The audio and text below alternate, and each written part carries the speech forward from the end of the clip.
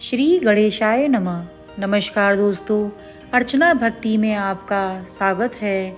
दोस्तों, हम आपके लिए रोचक कथाएं लाते हैं। अगर आपको हमारी कथाएं पसंद आती हैं तो हमारे चैनल को लाइक करें, सब्सक्राइब करें, कमेंट में जय श्री गणेशाय नमः लिखकर हमारा मनोबल बढ़ाएं। दोस्तों, आज हम शनिदेव की कथा आपके लिए लाए हैं, जो इस प्रकार है। धार्मिक ग्रंथों के अनुसार शनिदेव कर्म फलदाता और दंडाधिकारी हैं।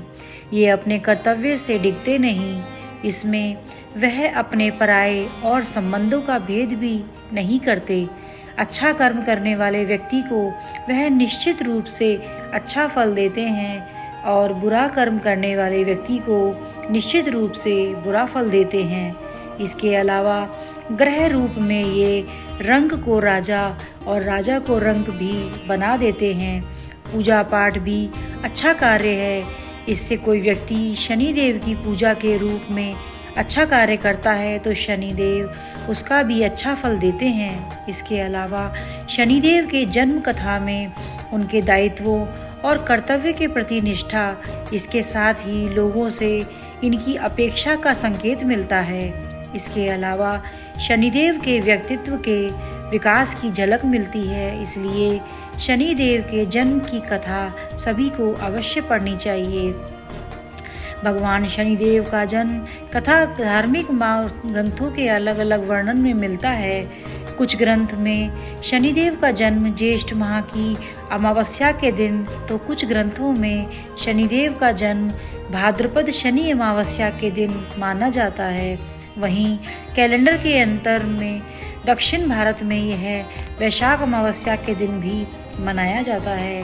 एक कथा के अनुसार शनिदेव का जन्म ऋषि कश्यप के अभिभावकत्व यज्ञ से हुआ था, लेकिन स्कंद पुराण में शनिदेव के पिता का नाम सूर्य और माता का नाम छाया बताया गया है।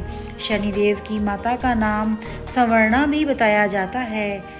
शनिदेव के जन्म की कहानी के अनुसार राजा दक्ष की कन्या संज्ञा का विवाह सूर्यदेव के साथ हुआ था। संज्ञा सूर्यदेव के तेज से परेशान रहती थी। इससे वह सूर्यदेव की अग्नि से बचने का मार्ग तलाश रही थी। इस बीच दिन पर दिन बीतते रहे। तब तक संज्ञा ने वैवस्त्र, मनु, यमराज और यमुना नाम की 3 संतानों को जन्म दिया। एक दिन संज्ञा के फैसले किया कि वे तपस्या कर सूर्यदेव के तेज को सहने में सक्षम बनेंगी, लेकिन बच्चों के पालन में कोई दिक्कत ना आए और सूर्यदेव को उनके फैसले की भनक ना लगे।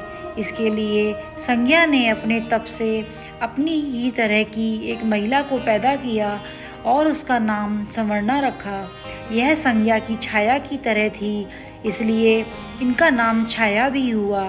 संज्ञा छाया को बच्चों और सूर्यदेव की जिम्मेदारी देकर तप के लिए चली गई और वह राज किसी को भी पता न चले, यह निर्देश भी दिया।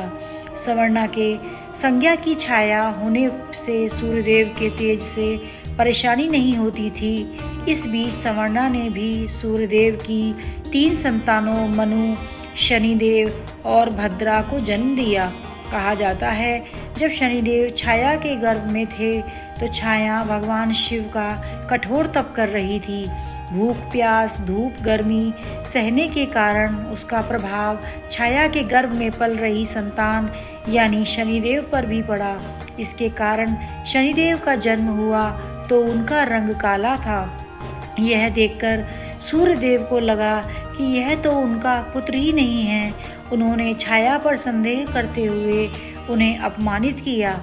माँ के तप की शक्ति शनिदेव में भी आ गई थी। माँ का अपमान देखकर उन्होंने क्रोधित होकर पिता सूर्यदेव को देखा तो सूर्यदेव काले पड़ गए और उनका कुष्ठ रोग हो गया। अपनी यह दशा देखकर घबराए हुए सूर्यदेव भगवान शिव की शरण में पहुँचे। तब भगवान शिव ने सूर्यदेव को उनकी गलती का एहसास कराया। सूर्यदेव को अपने किए का पश्चाताप हुआ। उन्होंने क्षमा मांगी।